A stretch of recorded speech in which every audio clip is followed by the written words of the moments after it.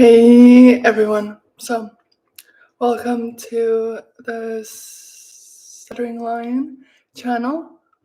I hope you can hear me. If you can't, just write down in the chats and I will figure out something. I hope you guys have had a good weekend and a great day. So, first, I wanted to start off with a little reading from my favorite book. It's not my favorite book, but one that helps. And that's the self-therapy for, let's just cross that out. And we'd say self-therapy for a person who stutters. Because when you say it's stutterer, it's kind of, I don't like it, honestly. It's like grouping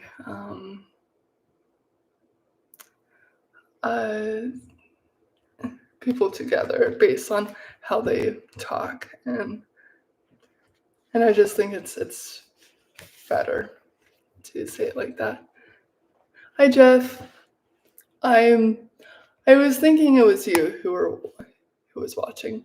I'm doing good. Just a chill Sunday. Nothing much really going on. Yes, the weather is so much better. And look, I'm wearing a long sleeve. It's nice with the rain and with the cold weather. I just love it. Although a heat wave is supposed to come back. I know. I was looking at the weather and I was like, no, don't go. It's a shame, really. But hopefully after next week or this upcoming week, it'll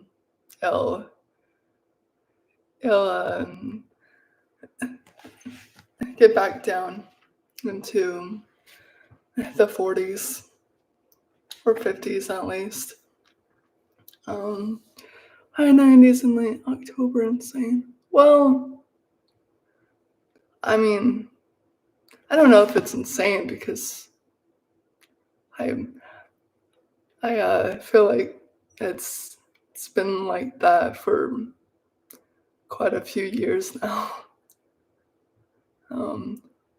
Last October was pretty hot as well, so it's more of a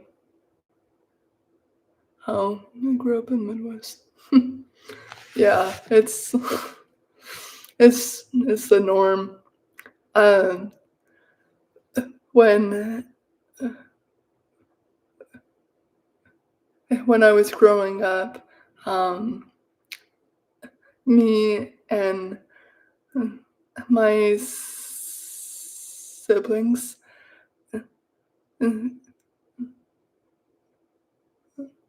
didn't have a pool, and so what we would do for fun is we would go outside, right, and then we'd take off our shoes and race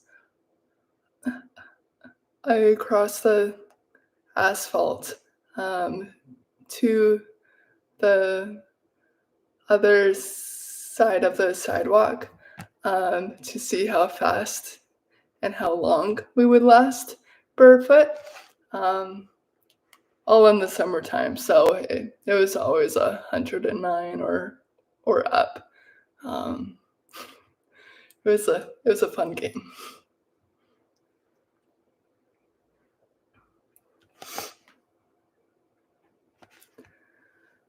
Yep.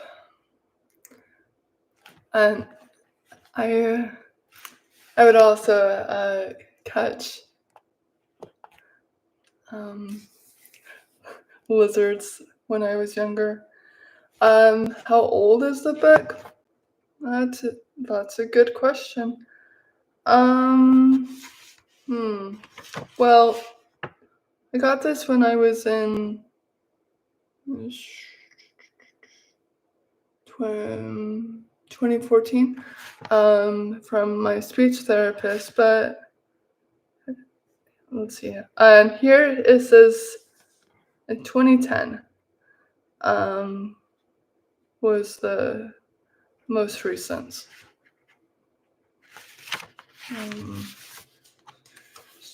I just lost my spot. I'm just gonna.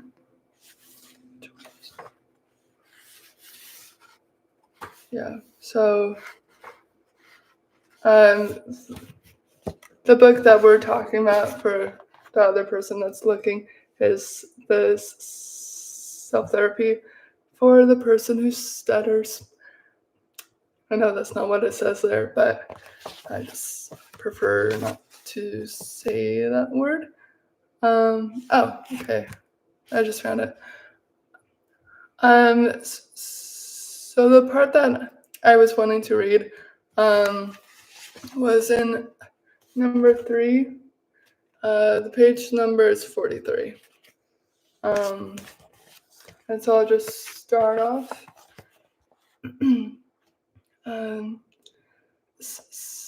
Stutter openly and do not try to hide the fact that you are a person who stutters.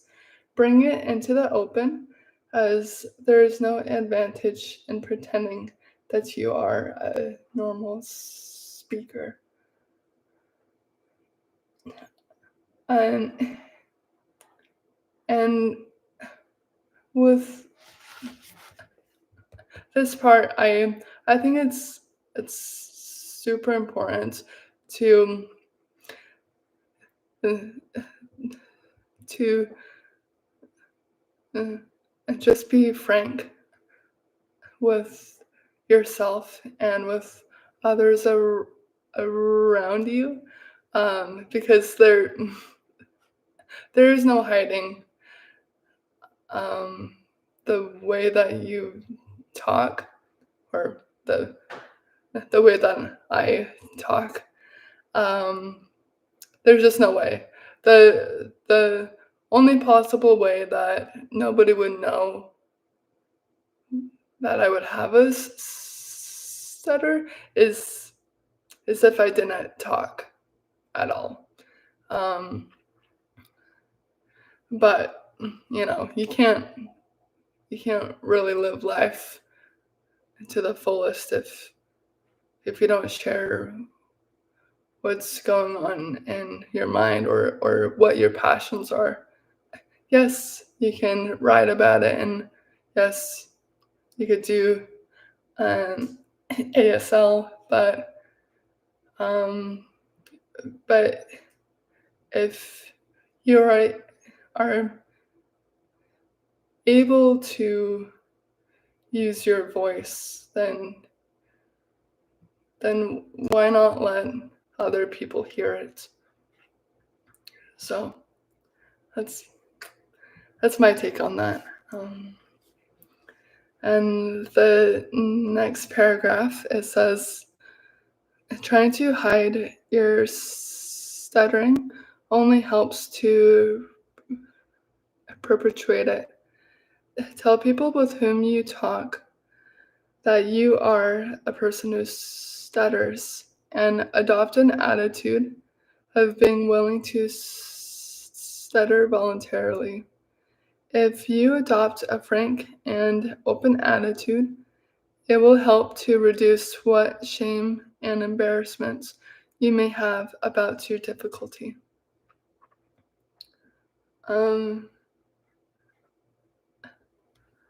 Now the part where it says stutter voluntarily, and that part has always kind of confused me a little bit. just because this is the only way that I know how to talk. Um,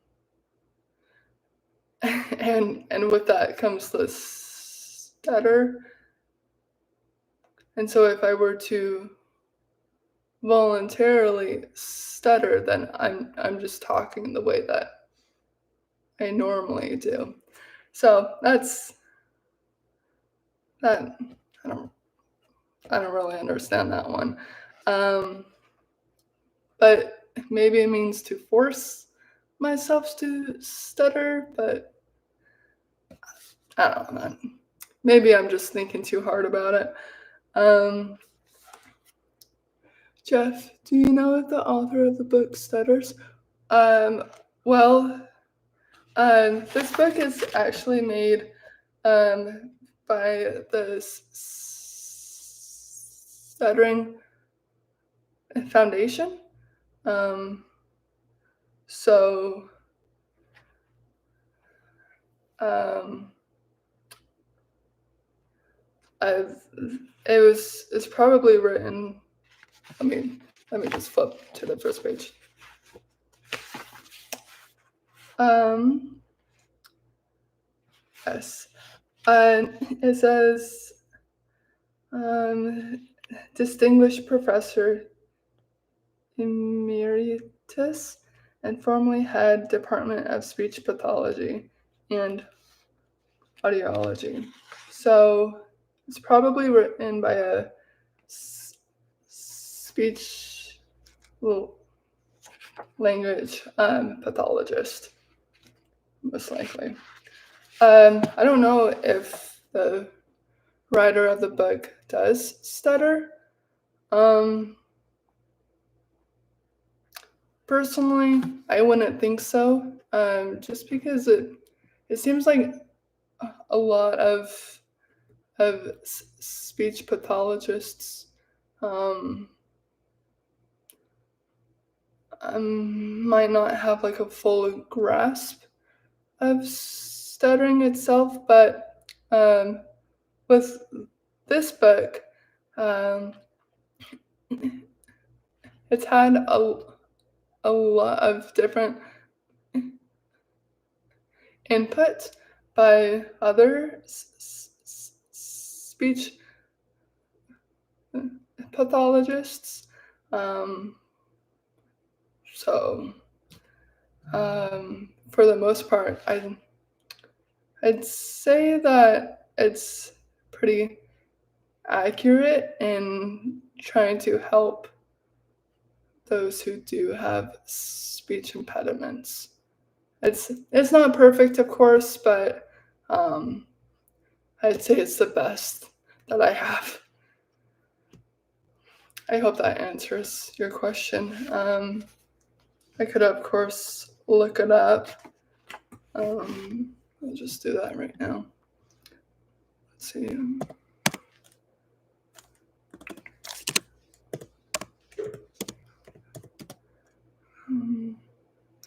But it was written by Malcolm Fraser, LHD. So I'll just Fraser stutter.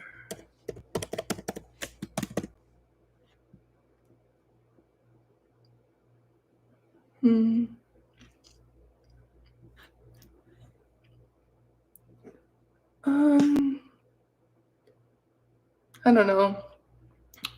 I can't find anything.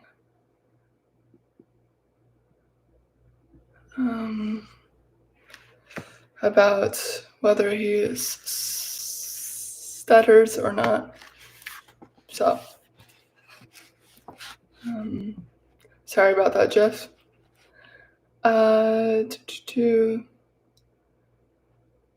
Okay.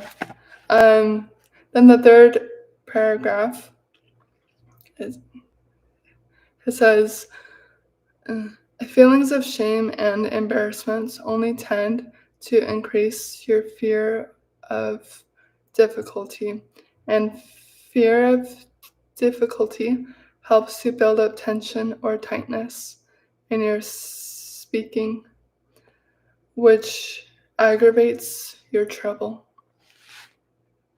And in the fourth paragraph, it's probably my favorite. It reads, if people who stutter did not try to hide the fact that they stutter, most of them would be less sensitive about their problem, and as a result, have much less difficulty to desensitize yourself and increase your self-confidence. Is a difficult assignment, as it will take time to get rid of your fear. However, the more you work at it, the happier you will be. And then way at the bottom, it says, your fear of stuttering is based largely on your shame and hatred of it. The fear is also based on playing the phony role, pretending your stuttering doesn't exist. You can do something about this fear if you have the courage. You can be open about your stuttering above the surface. You can learn to go ahead and speak anyway, to go forward in the face of fear.